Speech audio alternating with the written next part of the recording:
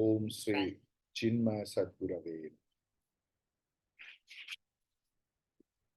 আমরা খুব ইন্টারেস্টিং জায়গায় আছি রামচরিত মানসের। উভয় সংকটে পড়লে মানুষের কি করণীয়, রামচরিত মানস আমাদের শেখায়।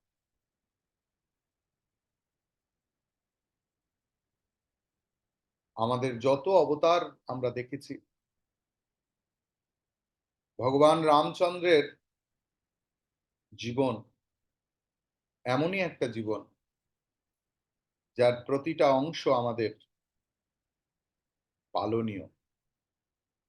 এবং রামচরিত মানসে আমরা প্রত্যেকটা চরিত্র দেখব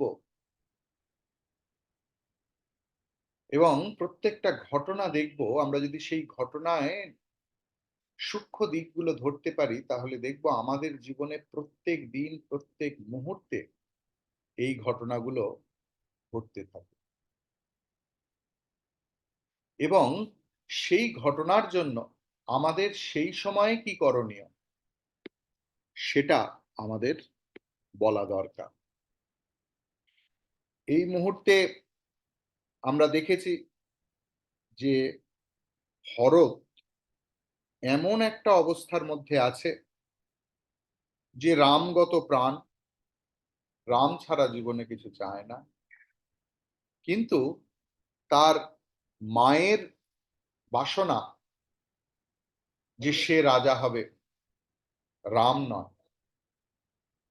আমরা গতকাল আলোচনা করেছি যে আমরা আমাদের জীবনের ক্ষেত্রে দেখতে পাই যে আমরা আমাদের ছেলে মেয়েদের জিজ্ঞেস করি না যে তারা কি হতে চায়। আমরা আমাদের অধুরা যে বাসনা, তা আমাদের পরবর্তী জেনারেশনের মধ্যে দিয়ে তা পেতে চাই, এবং সেখানে কনফ্লিক্ট তৈরি হয় জীবনের ক্ষেত্রে। এখানে রামচরিত মানসেও কিন্তু আমরা প্রায় সেটাই দেখব। এবং আমরা দেখব যে কিভাবে সেই ঘটনাগুলোতে আমরা ওভারকাম করতে পারছি। আজকে ভরতের জন্য শুধু তারা বায়োলজিক্যালি অনাথ হয়ে গেছে তা নয়, পুরো দেশবাসী আজ অনাথ হয়ে গেছে। তার কারণ দশরথ নেই, রাজা নেই। তারপরে রামচন্দ্র যে সকলের নয়নের মণি, তাকে বনবাসে যেতে হয়েছে ভরতের জন্য। আর আজকে সবাই মিলে ভরতকে অনুরোধ করছে যে তুমি রাজা হও। তার কারণ রাজা ছাড়া তো একটা রাজ্য চলতে পারে না। সেখানে বৈদেশিক আক্রমণ আছে, সেখানে অনেকগুলো, একটা রাজ্য মানে সেখানে অনেকগুলো ফ্যাক্টর কাজ করে। তাই রাজার দায়িত্ব প্রজা পালন। এখন ভরতের কি বক্তব্য আমরা সেটা শুনব। দোহা 182 পর থেকে আমরা পড়ব। आन उपाय मोहि नहीं सूझा, को जिय कई रघुवर बिनु बूझा। एक ही आक इहै मन माहि, प्रात काल चली हूँ प्रभु पाहि। आहा, কি সুন্দর দেখুন যে আপনারা সবাই আমাকে উপদেশ দিচ্ছেন, এবং গুরু বাক্য তো লঙ্ঘন করা যায় না। গুরুই আমাদের জীবনের শেষ কথা। আধ্যাত্মিক জীবনে, সামাজিক জীবনে, আমাদের দৈনন্দিন জীবনে যে মানুষ ভক্ত, তার জীবনে গুরু ছাড়া গতি নেই। যাকে জীবনে গুরু বলে মনে করেছি, সে যত খারাপ হোক, যত ভালো হোক, যিনি আমার জীবনে গুরু হয়ে এসছেন, রাদার ভগবান নিজে প্রকাশিত হয়েছেন আমাকে কৃপা করার জন্য, যে শরীর ধরে, তিনিই গুরু। তার আদেশই শিরোধার্য। আমাদের আধ্যাত্মিক জীবনে এত শ্রবণ, মনন, এত পুজো পাঠ করার পরেও আমাদের জীবনে সেই ধরনের আধ্যাত্মিক উন্নতি হয় না কেন? তার কারণ আমরা গুরু বাক্যকেও ফিল্টার করে নিই। ভেবে দেখবেন। গুরু বাক্য মানে শাস্ত্র বাক্য। গুরুর কোনো পার্সোনাল এজেন্ডা থাকতে পারে না। যদি থাকে তাহলে সেটা গুরু পন্থা নয়। গুরুর কথা মানে শাস্ত্রের কথা। শাস্ত্র তো কথা বলতে পারে না। শাস্ত্র কারোর মুখ দিয়ে বাংময় হয়ে উঠবে তো। তিনি আমাদের গুরু।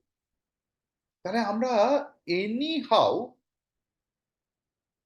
আমাদের পথের সঙ্গে কম্প্রোমাইজ করি। গুরু বাক্যের সঙ্গে কম্প্রোমাইজ করি, শাস্ত্রের সঙ্গে কম্প্রোমাইজ করি এবং জাস্টিফাই করতে চাই যে কেন আমরা গুরু বাক্য শুনতে পারছি না বা পারি না বা পারিনি বা শাস্ত্র বাক্য। অ্যাজ ইফ আমরা মনে করি যে শাস্ত্র আমার এই ডিটেলস গুলো তো জানে না। সে কি জানে আমার পরিবারের এই সমস্যা? সে কি জানে আমার স্বাস্থ্যের এই সমস্যা? শাস্ত্র তো একটা জেনারেলাইজড ভাবে বলেছে। অ্যাবসলিউটলি রং আইডিয়া। শাস্ত্র হচ্ছে হাজার হাজার বছরের পরম্পরা। শাস্ত্র সব জানে। এমনকি আমরা আমাদের সম্বন্ধে যতটুকু জানি বলে গর্ব করি, তর্ক করি যে আমি কেমন, আমার সবসময় তো মনে হয় না যে আমি এরকম, আমি একটা বিরাট কেউকেটা কিছু, আমি সন্ন্যাসী, আমি এত বড় একটা ইন্টারন্যাশনাল মিশনের একটা অমুক জায়গার ইনচার্জ, অমুক, এসব সব বড় বড় লেজ থাকে তো। সবসময় আমার একটা মেজারিং রড থাকে। আমার এটা করণীয় নয়, ওটা এরকম প্রত্যেকের জীবনে হতে পারে। শাস্ত্র কিন্তু সব জানে। সেই ভক্ত যে তার পুরো জীবনটাকে শাস্ত্রের সঙ্গে এক করে তুলেছে, যার জীবন গুরুময় হয়ে গেছে, শাস্ত্রময় হয়ে গেছে, সেই ভক্ত, সেই জীবন মুক্ত, সেই শাস্ত্রের যাবতীয় কিছু, সমস্ত কিছু। এখানে ভরতের অবস্থা দেখুন। আমাদের জীবন কিরকম হওয়া উচিত? আমাদের জীবনে সংকট এলে এবং উভয় সংকট এলে যখন আমরা সিদ্ধান্ত নিতে পারি না, আমি এটা করব না ওটা করব, তখন আমাদের কি করণীয়? তা ভরত জীবন দেখলে আমরা দেখতে পাব। আমরা দেখি ভরত কি বলছে। না, ভরত বলছে যে অন্য কোনো পথ দেখতে পাচ্ছি না। রামচন্দ্র ছাড়া আমার এই অন্তরের বেদনা কেউ বুঝতে পারে। এইটা কি আমাদের জীবনের কথা হচ্ছে? তার কারণ রামচন্দ্র তার ইষ্ট, রামচন্দ্রই তার আসল গুরু। যে আমাদের জীবনের যা কিছু সবটা আমি কি খুলে আমার ঈশ্বরকে, আমার ইষ্টকে, আমার গুরুকে বলে ফেলতে পারছি? আমি কি তার কাছে একদম ছোট্ট শিশুটি হয়ে যেতে পারছি? যে যত বড়ই হোক, যার যত বয়সই হোক,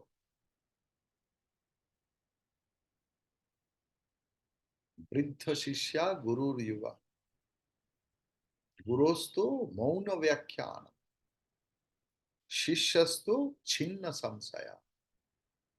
যদি আমরা ঠিক ঠিক শিষ্য হয়ে শিশুর মতো গুরুর কাছে যাই, তাহলে জীবনের সব সংশয় চলে যেতে পারে।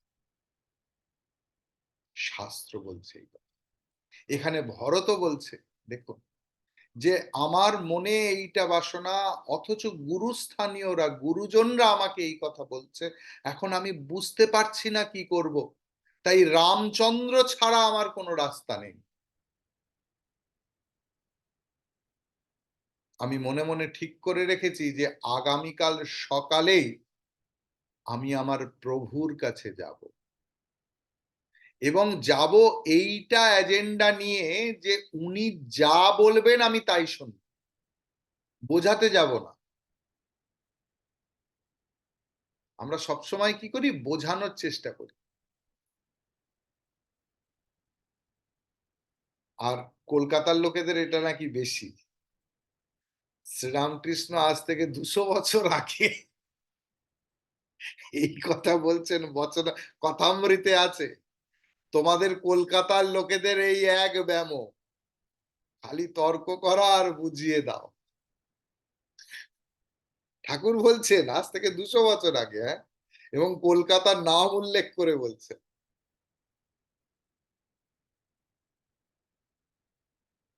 তারপর ভরত বলছেন যে যদিও আমি মন্দ অপরাধী, আর সমস্ত অনর্থের জন্য আমি দায়ী, কেননা আমাকে রাজা করার জন্য সবকিছু হয়েছে, তো তবুও আমি জানি, আমার এটা বিশ্বাস, এটাই আমার শ্রদ্ধা, যে আমি যদি আমার প্রভু শ্রী রামচন্দ্রের সামনে গিয়ে একবার শরণাগত হয়ে যাই, তিনি আমাকে ক্ষমা করবেন, তিনি আমাকে কৃপা করবেন। এর জন্য কতটা অহংকার চূর্ণ হওয়ার দরকার। আমরা পারি না তো সবকিছু কনফেস করতে, সেখানেও ফিল্টার করে দিই।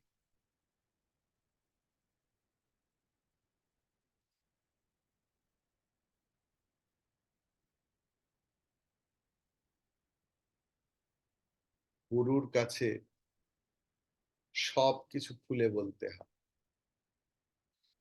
তিনি বকবেন, ঝোঁকবেন, মারবেন, ধরবেন, দিনের শেষে বুকে জড়িয়ে ধরবেন, কৃপা করবেন।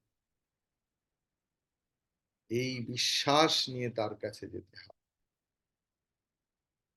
তার কারণ আমার গুরু সদাচার,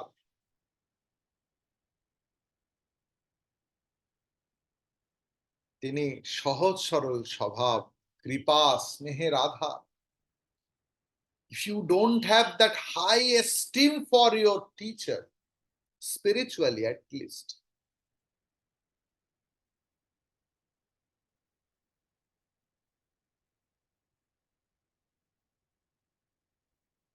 যে কোনো টিচারের ক্ষেত্রে এরকম হওয়ার দরকার।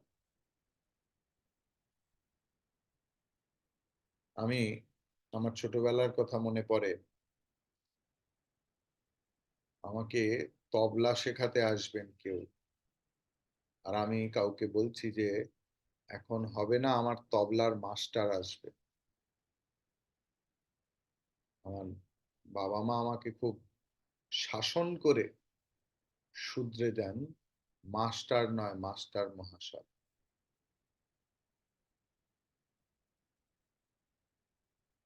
মাসের একদম 1 তারিখে টিচারের কাছে নিয়ে গিয়ে এইভাবে আমাকে শেখানো হতো যে দক্ষিণা দেয়া হচ্ছে, মাইনে নয়। বিশ্বাস করুন আমি এইভাবে বড় হয়েছি। টিচারের মাইনে নয়, দক্ষিণা দিচ্ছ তো। সে যে কোনো টিচারই, শুধুই যে আমার আধ্যাত্মিক পথের গুরু তা নয়, আমাদের জীবনের শিক্ষকের এতটাই বড় ভূমিকা। গুরুর প্রতি যদি সেই শ্রদ্ধা, বিশ্বাস, ভালোবাসা না থাকে, তাহলে শিক্ষা অধিগত হয় না। মস্তিষ্কে আসতে পারে, কিন্তু তা আমার রক্তগত হয় না, মজ্জাগত হয় না।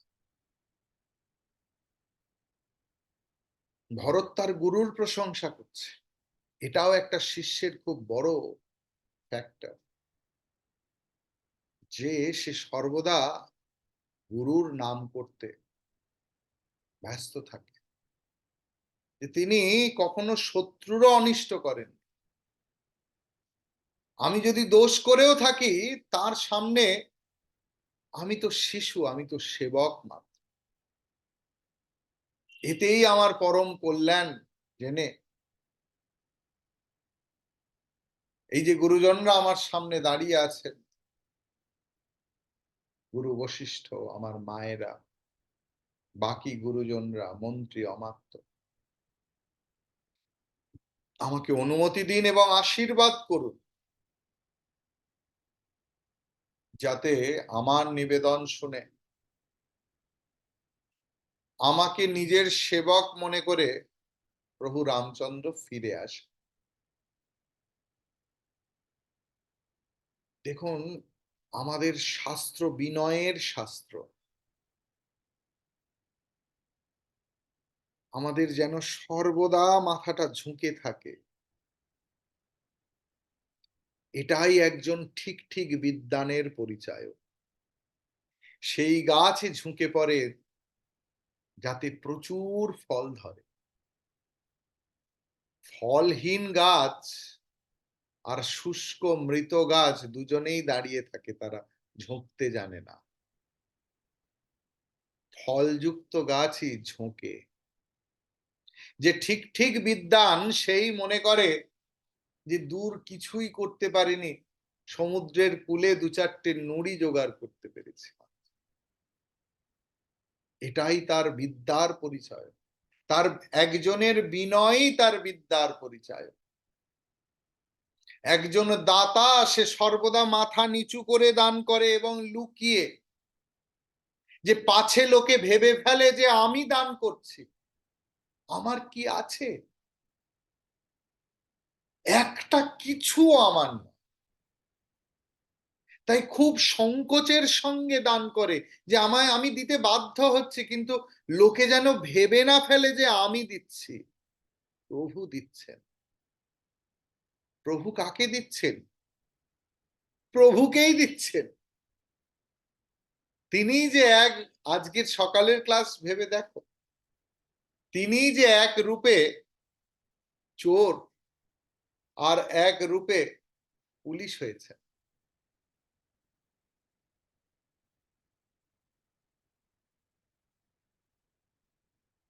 আরতির গানটা সবসময় মাথায় রাখবে।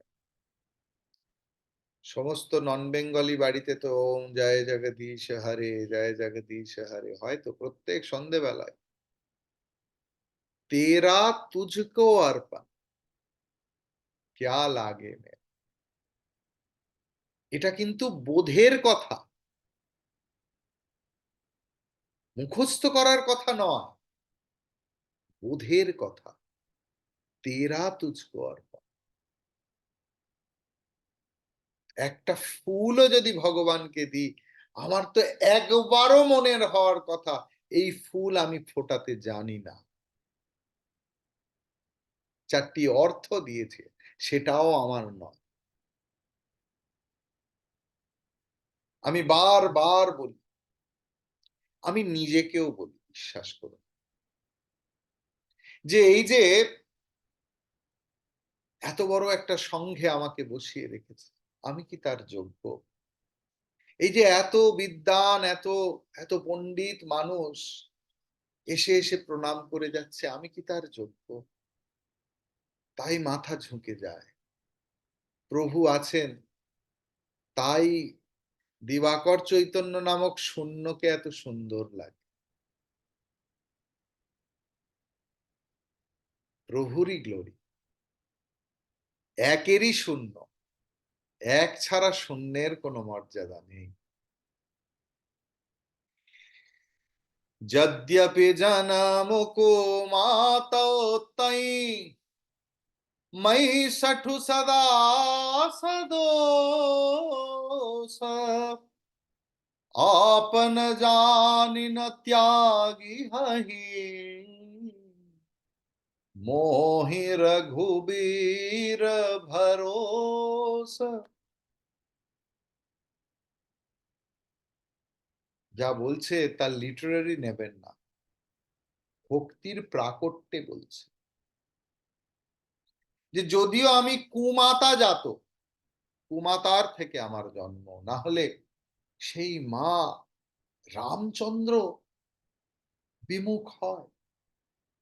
এই কথা কিন্তু সমস্ত জায়গাতে, সমস্ত ধর্মেই বলা আছে।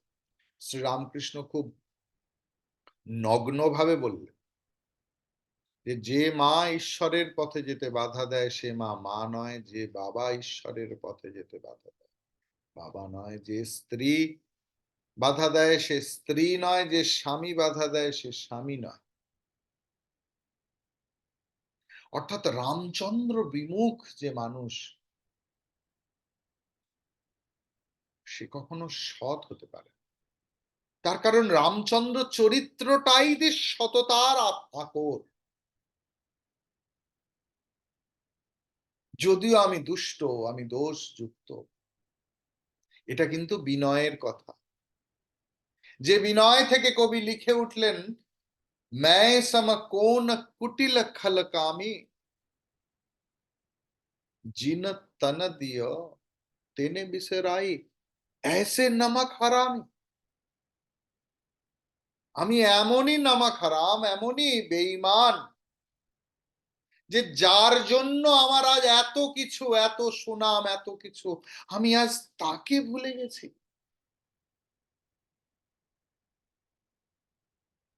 ভরতেরও কিন্তু সেই চূড়ান্ত বিনয় এবং গ্র্যাটিটিউড, কৃতজ্ঞতা, যে আমি সবকিছুর পরেও আমার একটা ছোট্ট বিষয় আছে, তা হলো আমার দৃঢ় বিশ্বাস আছে যে আমার ইষ্ট, আমার গুরু, তিনি তো দুষ্ট নন, তিনি তো দোষযুক্ত নন, তিনি তো নির্মল, তিনি যে প্রেমিক, তিনি যে বিশ্বপ্রেমী, তিনি যে সদা ক্ষমাশীল, সদা কৃপাশীল। আমার সব দোষ সত্ত্বেও তিনি আমাকে ক্ষমা করবেন, তিনি আমাকে কোনো দিন ত্যাগ করবেন না। আমি ত্যাগ করতে পারি আমার মানসিক ভ্রমের জন্য, প্রভু কখনো ত্যাগ করে না। প্রভু তো তিনি, যিনি ক্রুশে বিদ্ধ হতে হতে, মরতে মরতে, যারা তার পায়ে হাতে এত বড় বড় পেরেক ঠুকে দিচ্ছে, আর তিনি বলছেন, প্রভু তুমি এদের ক্ষমা করো, এরা জানে না এরা কি করছে। সেই যে আমার ঈশ্বর, সেই যে আমার ভগবান, এর নাম বিশ্বাস। भरत वचन सब कहमिय प्रिय लागे राम सनेह सुधा जनु पागे लोग वियोग विषम विषदागे मंत्र सबीज सुनत जनु जागे। ভরতের এমন প্রেমপূর্ণ কথা সবার কাছে গ্রহণযোগ্য হলো। এই সমস্ত কথা যেন রামচন্দ্রের প্রেমে সিক্ত ভিজে আছে। যেরকম ম্যারিনেশন দেখি না, রসগোল্লা, রসগোল্লা রসে এমন উবুচুবু ডুবে আছে যে সেই রসগোল্লার রসগোল্লার যেখানটাই ছেঁড়া হোক সেখানটায় একই মিষ্টি।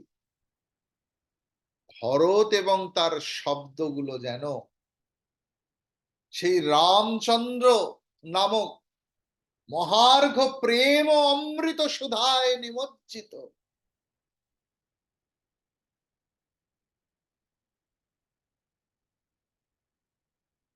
রামচন্দ্র বিরহের জ্বালায়, রামচন্দ্ররূপ বিরহ কেমন না, সে ভীষণ বিষের মতো। বিষধর সাপ, বিষধর পোকা, বিষধর বিছে শুধু এইটুকু জায়গায় টুক করে কামড়ে দেয়, সারাটা শরীর জর্জরিত হয়ে যায় যন্ত্রণায়, বিষের ক্রিয়ায়। রামচন্দ্র বিরহ যেন সেই বিষাক্ত বিষের মতো, তাতে প্রায় সকলেই অর্ধমৃত হয়েছিল। বীজ মন্ত্র যেমন অর্ধমৃতকে পুনরুজ্জীবিত করে তোলে, ঠিক তেমনি ভরতের এই কথা যেন সেই বীজ মন্ত্রের মতো সকলকে জীবিত করে তুলল। মায়েরা, মন্ত্রী, অমাত্য, এমনকি কুলগুরু, প্রজারা সবাই প্রেমে ব্যাকুল হয়ে উঠল এবং ভরতের এরকম রামচন্দ্রের প্রতি প্রীতি, প্রেম, শ্রদ্ধা, ভক্তি, ভালোবাসা, আস্থা, বিশ্বাস দেখে তার প্রশংসা না করে আর পারল না।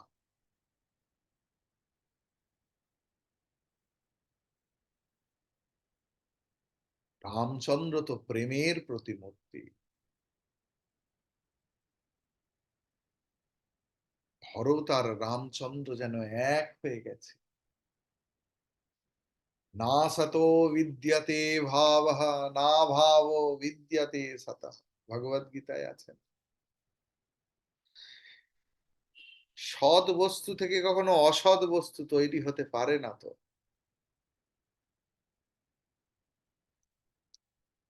তাই রামচন্দ্রের মতো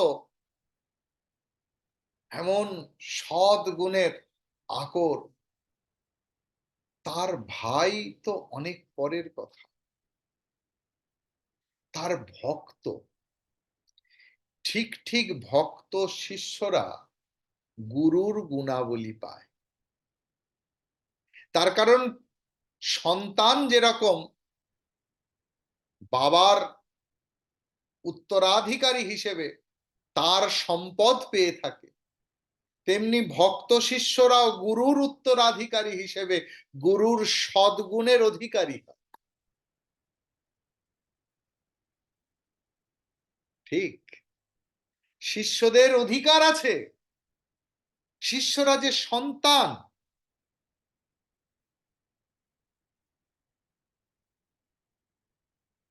যেসব অর্গানাইজেশনে মোনাস্টিক মানে বীজ মন্ত্র দিয়ে গুরু দীক্ষা ঠিক ঠিক ভাবে দেয়া হয়, জানেন সেখানে সেই সমস্ত সাধুদের আধার কার্ড, ভোটার কার্ড, এমনকি পাসপোর্টে পর্যন্ত সান অফ এর জায়গায় গুরুর নাম লেখা থাকে। You should know that. এমনকি এই যে সাধু হসপিটালে ভর্তি হয়ে আছে তার আধার কার্ডেও কিন্তু বাবার নামে গুরুর নাম লেখা আছে। মানে আমি নিজে ফর্ম ফিল আপ করেছি বলে আমি জানি। বা আমি অন্য অর্গানাইজেশনে থাকতে কখনো কোনো বড় সাধুদের হয়তো বিদেশ যাত্রার ফর্ম ফিল আপ করছি, পাসপোর্টে দেখেছি সেই নাম। এফিডেভিট করানো হয়েছে নিশ্চয়ই, সেটা আগে যেরকম যে দেশের সিস্টেম, কিন্তু এটাই বিশ্বাস। তাহলে বাবার সেই সন্ন্যাসীর সন্তান মানে তার সমস্ত একজন সন্ন্যাসীর সম্পদ কি? একজন সন্ন্যাসীর সম্পদ তার ত্যাগ, তার বৈরাগ্য, তার বিবেক, তার প্রেম, তার শ্রদ্ধা, তার বিশ্বাস, তার ভালোবাসা, তার কৃপা। এই তো তার সম্পদ। তাই তার সন্তানেরা ঠিক এগুলোই পাবে। দয়া, ক্ষমা, কৃপা, ভালোবাসা, জ্ঞান, বিবেক, বৈরাগ্য, শ্রদ্ধা, সমাধান, সম, দম, উপরম, তিতিক্ষা, মুমুক্ষুত্ব সব।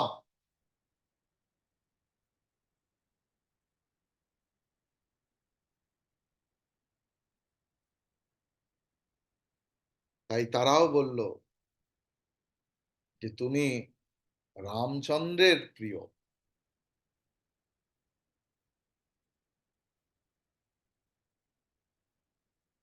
আর যে মানুষ তোমার ভক্ত রামের প্রীতি না দেখে শুধু তোমার মায়ের ক্রিয়াকলাপ দেখে তোমাকে বিচার করে, তাহলে তার কোটি পুরুষ শতকল্প পর্যন্ত নরকে স্থান। এই যে ট্রান্সফরমেশন, তাই জন্য সন্ন্যাসীর বাড়ি জিজ্ঞেস করতে নেই, কোথায়, কত বয়স, কোথায় জন্মেছে, তিনি ভালোবেসে কোনো কারণে বললেন, দ্যাটস ডিফারেন্ট ইস্যু। মানে এগুলো আমরা গুরু পরম্পরায় শিখেছি। আমরা দেখব শ্রীরামকৃষ্ণ তার পূর্ব জীবনের কথা বলছেন, স্বামী বিবেকানন্দ তারা ভালোবেসে বলছেন কোনো কারণে, কোনো পারপাস। পরবর্তীকালে দেখেছি সেগুলোতে ইতিহাস রচনা হয়েছে।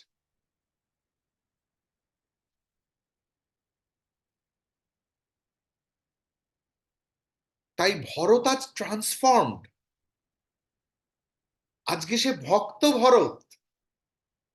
আজ সে শুধুমাত্র দশরথ কৈকেয়ীর পুত্র নয়, আজ তার ট্রান্সফরমেশন হয়েছে। এই ট্রান্সফরমেশনের জন্য শুধুমাত্রই এই যে সন্ন্যাসীর কাপড় পরতে হবে তা নয়, সন্ন্যাস তো একটা ভাবনার নাম, তাই না? সুতরাং আজকে ভরতের ট্রান্সফরমেশন হয়েছে। তাই বলছে এই ট্রান্সফর্ম, তার কারণ every sinner has a future. প্রত্যেক পাপীর এক ভবিষ্যৎ আছে। Every saint has a past. প্রত্যেক মহাত্মার একটা অতীত আছে। আমরা সেই অতীত নিয়ে বিচার করব না, মহাত্মার সেই বর্তমান অবস্থা নিয়েই তাকে বিচার করা হবে। এখানেও তুলসীদাসজি মনে করিয়ে দিচ্ছেন, जो पावरो आपन जड़ताई, तुम ही सुगाई मातु कुटिलाई। না, যে মূর্খ, পাওয়ার, নিজের জড়বুদ্ধির জন্য তোমাকে শুধুমাত্র তোমার কৈকেয়ী মায়ের সন্তান হিসেবে বিচার করবে, সো 60 কোটিক পুরুষ সমেতা वसिहि कलप सत नरकनिकेता।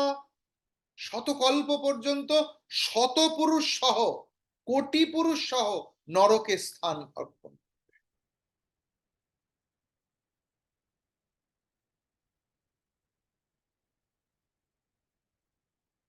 সাপের মাথাতেই মণি থাকে, কিন্তু সেই মণির সঙ্গে সাপের পাপ, সাপের বিষ, সাপের অবগুণের কোনো সম্পর্ক থাকে না। বরং মণি বিষ হরণ করে এবং দুঃখ দারিদ্রকে ভস্ম করে দেয়।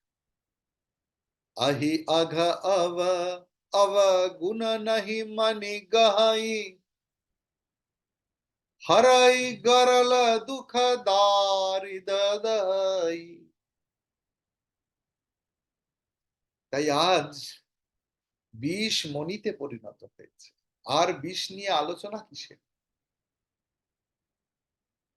হে ভরত, শ্রীরামচন্দ্রের সঙ্গে মিলিত হওয়ার জন্য অবশ্যই যাওয়া উচিত। সত্যি এমন জ্ঞান গর্ভ, এমন প্রেম সিঞ্চিত কথা বলে প্রজাদের এক পরম অবলম্বন। চলো চলো আমরা পরের দিন প্রভাতেই রামচন্দ্রের কাছে যাব, আর তার নাম গুণগান কীর্তন করতে করতে যাব।